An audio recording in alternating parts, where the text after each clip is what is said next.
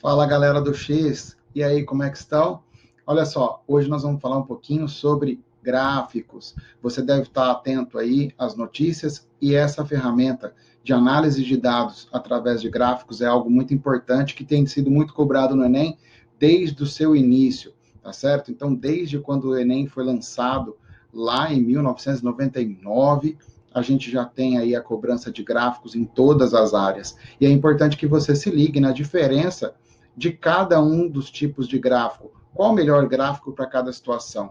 Extrair dados dessas informações gráficas são essenciais para você se dar bem no Enem, não só em matemática, mas em todas as outras áreas. Então, fique atento aí às dicas da aula de hoje, tá bom? Vamos lá.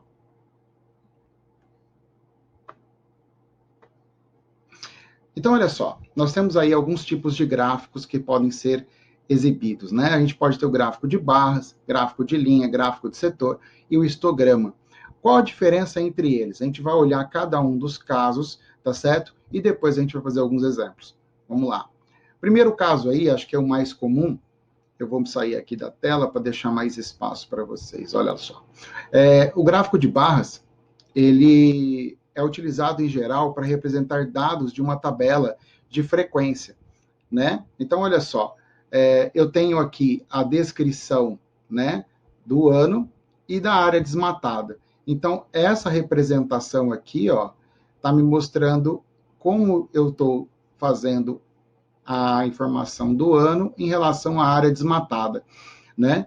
E eu posso exibir essa tabela, eu posso exibi-la aqui, ó, no gráfico, né? Esse gráfico que está aqui logo à sua direita, ele está representando exatamente as informações que foram dadas por essa tabela, né? Então perceba que tanto em uma situação quanto a outra, fica fácil de identificar, né, em qual ano o maior desmatamento ocorreu, dado o que? O tamanho aqui da exibição dessa coluna, né? Óbvio que pela análise nós não conseguimos perceber, olhando no gráfico, o valor exato, né, em quilômetros quadrados desse desmatamento. Essa informação está aqui na tabela, correto? Uma outra maneira, um outro tipo de gráfico é o gráfico de linhas, né? Ele consegue mostrar para a gente aí como é que está a evolução, né, do processo de crescimento desse processo de informação. Então, olha só, esse caso aqui, os gráficos estão falando sobre a evolução da população residente em Portugal em um período, né?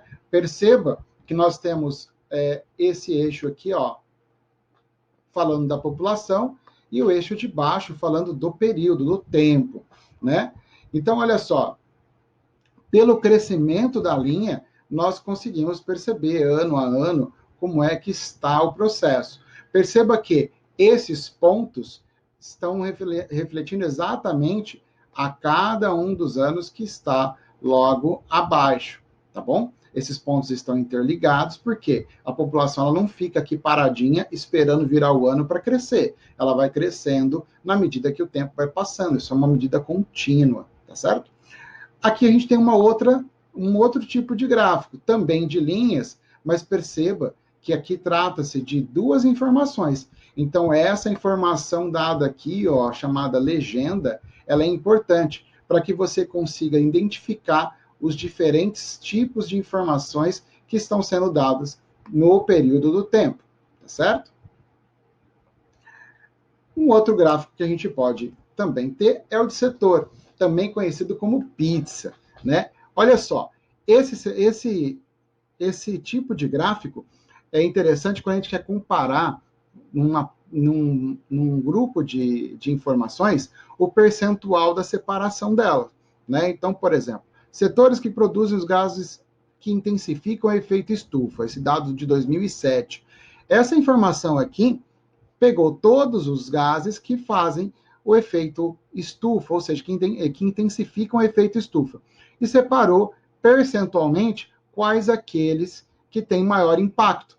Percebemos aqui que floresta e agricultura e indústria e transporte apresentam um maior percentual, olha só, indústria e transporte, está aqui representado, né? E o vermelhinho aqui, ó, floresta e agricultura, né? Esse gráfico te dá uma ideia de como está esse percentual. Isso também é visível pela tabela, né? Mas graficamente é interessante porque a gente consegue ter uma ideia visual deste percentual, tá certo?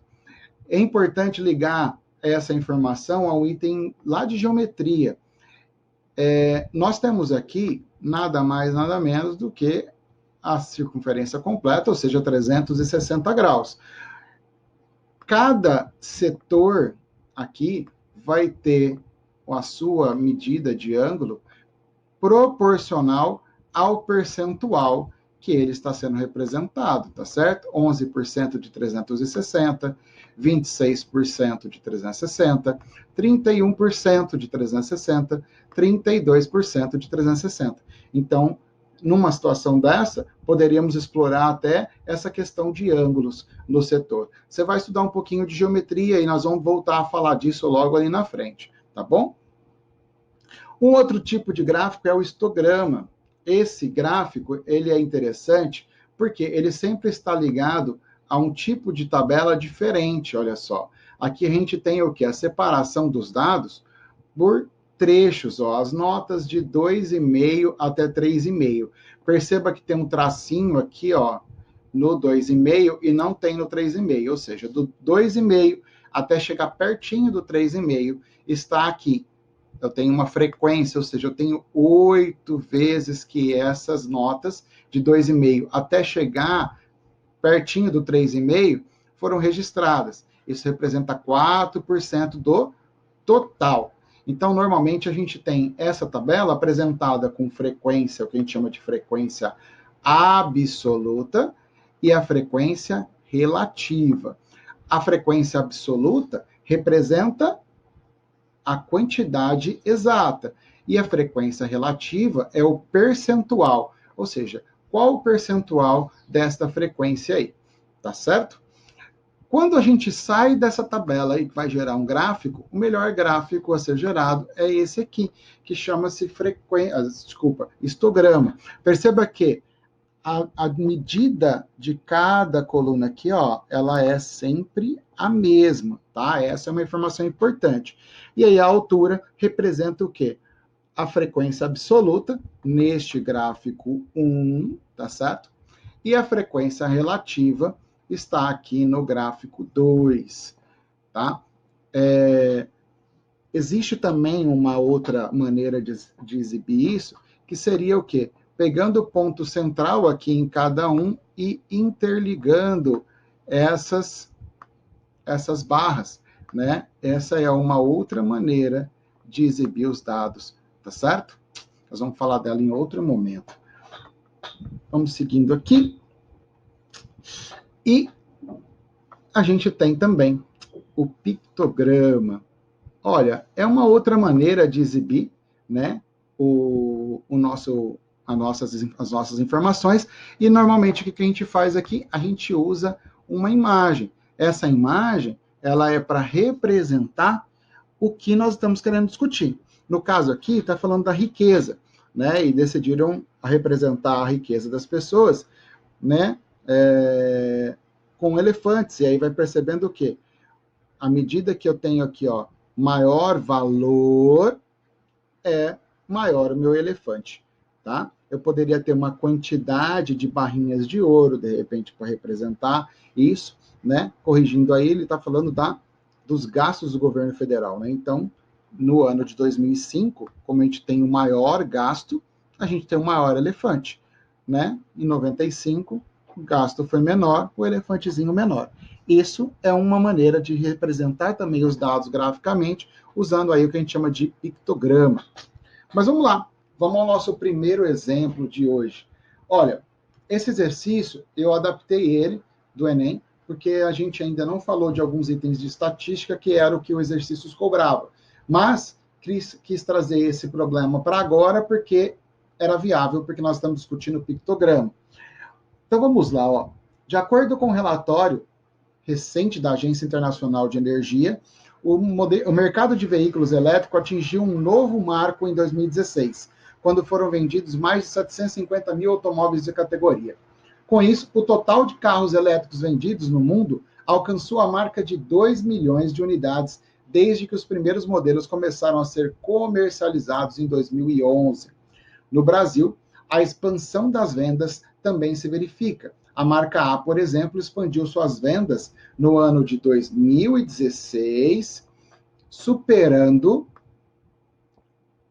em 360 unidades a venda de 2015. Então, vamos lá. Aqui está perguntando a vocês, quantos carros foram vendidos no total nos anos de 2014, 15 e 16? Perceba, então, que eu tenho aqui a representação de um pictograma, né, que a quantidade de carro elétrico está marcado pela quantidade de veículos desenhados, né? Nós temos uma informação que no ano de 2016 houve uma expansão e que superou 360 unidades em relação a 2015. Então, de 2015 para 2016, nós tivemos um acréscimo de 316 unidades. Bom, sendo assim, o que eu posso falar? Se 2016 superou em 360 unidades em relação a 2015, a gente simplesmente precisa fazer o quê? Olhar esses veículos que estão a mais, que representam o crescimento, que são 3. Se representa 360, fazemos então 360 dividido por 3, né? E encontramos 120, não é? Com isso, fica claro que cada carro tem a representação do valor 120, né? Como a gente tem ali, ó, um carro em 2014, 2 em 2015 e temos 5 em 2016, nós temos então 120 mais 240, 120 mais 240 mais 600, ok? Que é a quantidade de veículos vezes 120. Com isso, a soma total, 960 veículos. Correto? Muito bem. Então, olha só, esse é o exemplo de uso de pictograma nas questões do Enem, tá bom? Vamos a um exercício da lista? Esse exercício eu quis destacar porque ele traz um gráfico no formato muito diferente. Parece uma teia de aranha aí, né? E aí, aqui a gente tem os dados, né? Os dias da semana, e nós temos uma legenda. Então, vamos entender um pouquinho esse problema aí, ó.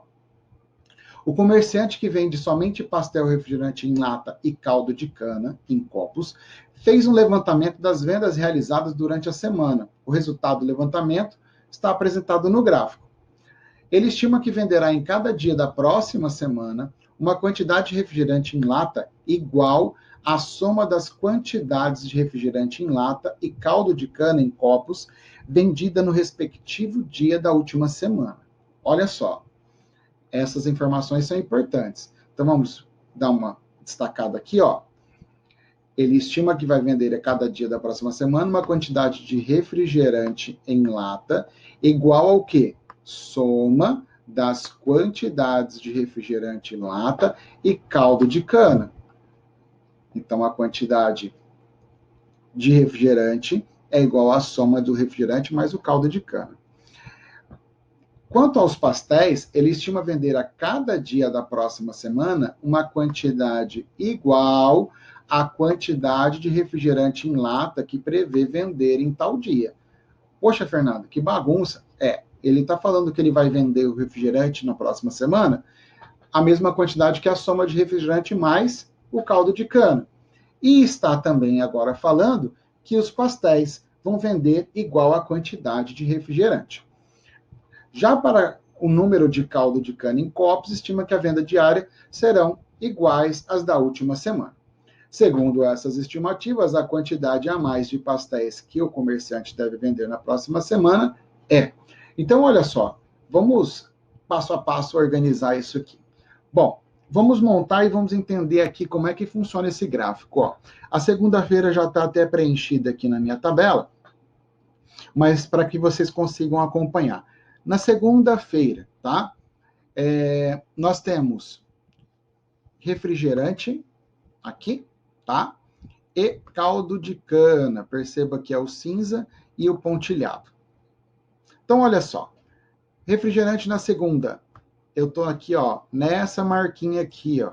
Se nós olharmos no gráfico, isso representa o número 4. Então, tudo que tiver nessa linha é 10, tudo que tiver nessa é 8, tudo que tiver nessa é 6, tudo que tiver é 4 e tudo que tiver nessa menorzinha é 2. Vocês vão perceber que vai ter alguns que vão estar na metade.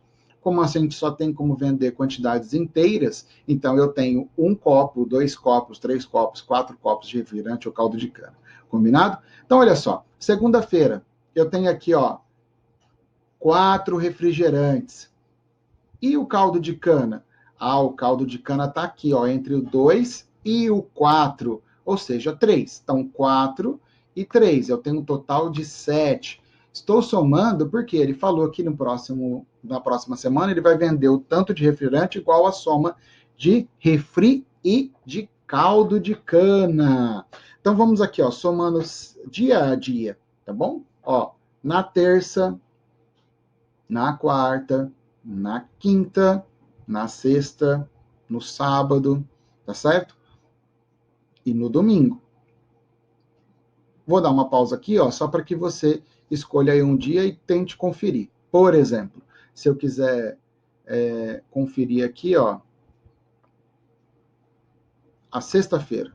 Vamos lá. Na sexta-feira, eu tenho 8 refrigerantes, certo? E eu tenho 7 caldos de cana. Bom, perceba que, neste caso aqui, ó, os 2 pontinhos estão coincidindo, não é verdade? Então, beleza. Olha só, eu montei já aqui à parte uma outra informação, que é o total de pastel vendido. Por quê? Porque a gente vai precisar tomar essa decisão, uma vez que a pergunta está relacionada a isso, ó. Segundo a estimativa, a quantidade a mais de pastéis que esse comerciante deve vender na próxima semana. Então, sendo assim, a gente precisa dessas duas informações. Eu preciso, então, aqui, ó, do 72, que é o total vendido de refrigerante mais caldo de cana, e eu tenho aqui o total de pastéis vendidos. Como a pergunta é só a quantidade a mais, então eu preciso fazer a diferença. 72 menos 45, e aí assim encontrar o 27, que representa a quantidade a mais de pastéis que eu vou vender na próxima semana. Complicado? Não é, mas a gente precisa ficar atento para conseguir entender esses diferentes tipos de gráfico, não é verdade?